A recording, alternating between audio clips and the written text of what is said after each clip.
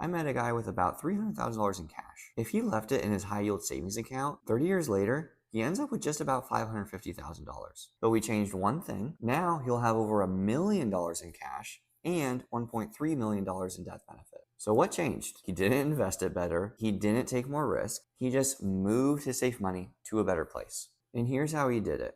He gradually moved about $30,000 a year for 10 years into a whole life policy designed for cash growth. And before you roll your eyes, he did too. His buddies told him that whole life insurance is terrible, which, to be fair, a lot of permanent life insurance is terrible. So he didn't take my word for it. We just ran the numbers side by side with what he was already doing. So $300,000, option 1, leave it in the savings account. Do nothing. 4% interest. $550,000 over 30 years. Or option 2, reposition it 30 years later, $1 million, $1.3 million to his family. And that confused him because now the question wasn't, is this a scam? It was, why does this work so much better? And the answer is actually super simple. Taxes. If you make good money, you're killing it financially. On paper, your savings account could say 4%, but you're not really getting 4%. After taxes, you're getting 2%. And that's a problem. And check this out. Every single place he was keeping money and saving money, investing money, the government has a hand in it. Savings taxed, retirement account taxed, pension taxed, rental income taxed. So no matter what he was doing, he was sharing his upside. So we weren't really trying to make him a better investor. We were just trying to give him one place where he keeps more of what he's earning.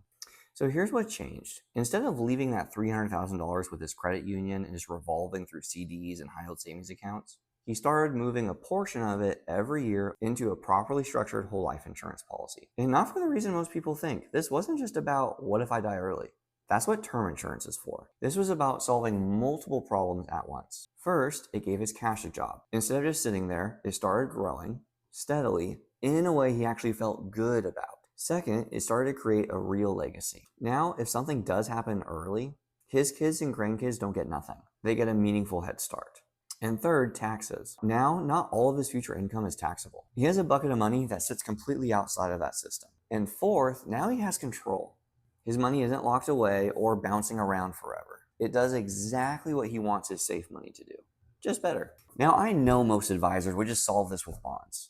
I don't love bonds. You might even say that I hate them. Because what people want from bonds, you really get from a life insurance contract. Stability, predictable growth, reliability, guaranteed interest. And that's exactly what we built here, just in a way that's more controlled, more tax efficient, and with better performance. And let me show you the part that I love. Around year 10, he's done putting money into it.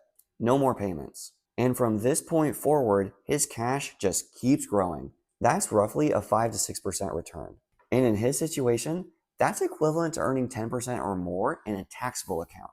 And that's really where this starts to click for people once you understand the comparison is not to really risky investments, but to a taxable savings account. Now, if you're watching this and for one reason or another you've heard whole life insurance sucks, you're probably thinking, okay, what's the catch? And that's the right question, because in anything, investing, insurance, financial planning, there is no best. There's only trade-offs. And the biggest trade-off here is really simple. Early on, it feels slow, just like buying a house is slow. At first, you're putting money in, it doesn't feel amazing, but over time, it flips. Because once it's built, it just keeps going year after year without you having to touch it. Now, how do people actually use this money? Yeah, most people, they don't pull it out straight up. They borrow against it. Why?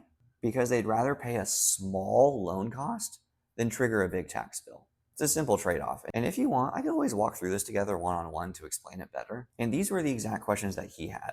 Okay, when can I actually use this money? And the simple answer is anytime you want. Year 3, year 5, year 10, year 30. This isn't a retirement account. It's not locked up and there's no early penalties. But it's also not really meant to be a checking account either. He also asked, well, what's the worst case scenario?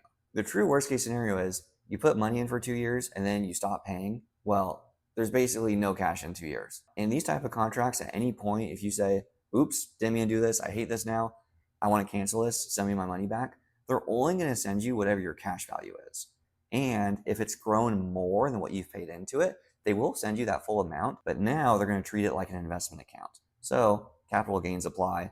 Any growth you get, you're going to pay tax on. So while you could argue the worst case scenario is just simply you put money into something that grows slow early in exchange for something much better later on, and that's the trade-off. For him, that trade-off was easy because he was already making that trade-off. He just didn't realize it. He already had money growing slowly. He just wasn't getting the upside later. And here's what surprised him the most. Once this part was handled, he actually became more aggressive with his other money because now he wasn't depending on all of his money to do everything.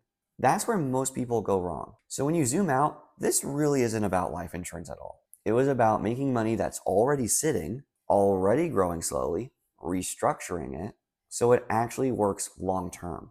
Same dollars, just doing a better job. Now, this isn't for everyone. If you need access to every dollar you've got, or you're not in a position to think long term, don't do this. But if you're someone who's doing really well, investing really well, and you've got money just sitting there, because at the end of the day, it's not just about maximizing returns. It was about knowing his money was working, his family is protected, and he can actually enjoy what he's built. So if you're sitting on cash and you're wondering if there's a better way to structure it, there is. Let's take a look at it together. I'll walk you through exactly how this works, and you can decide if it makes sense for you. And one last thought, just having 10 and 20% of your net worth carved out in the right safe money strategy can double, triple, 5x, or even 10x your overall portfolio because it gives you the stability to take smarter risks elsewhere. And if you want to see one of the strategies I have in mind, watch this video next where I show how just having a few years of cash completely changed your retirement from having 800,000 left over to 5 million left over. It's a huge difference. I'll see you in the next video.